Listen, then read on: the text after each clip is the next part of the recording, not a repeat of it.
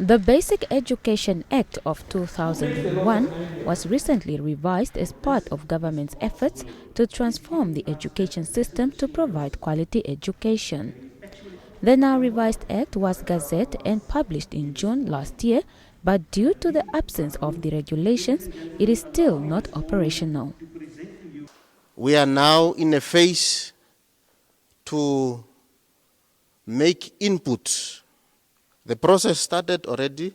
We had many advocacy campaigns in the region as well as in other regions where inputs were given to the new regulation, because we know the Act cannot be operational without regulations. That's why we are still using the Education Act 16 of 2001, awaiting for the finalization of the Act.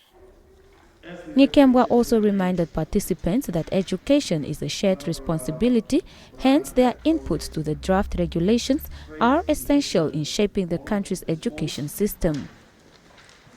It is my belief and conviction that your participation will add value to the draft regulations in order to have a refined and practical regulations that will take the affair of the basic education to the level that we all desire.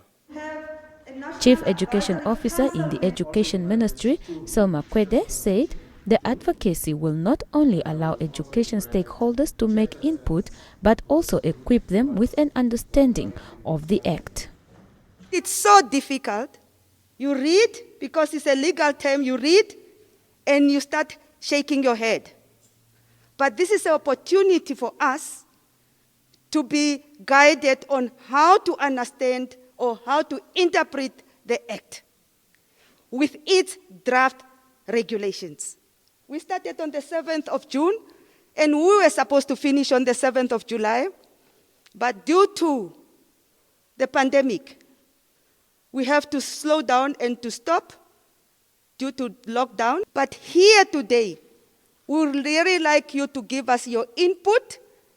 If we don't have time, if we didn't get time, as it was alluded to some, please, you still have time for 2 weeks. The advocacy workshop was attended by circuit inspectors, principals, teachers, councillors and representatives from unions, UNICEF and the Ministry of Justice, among others.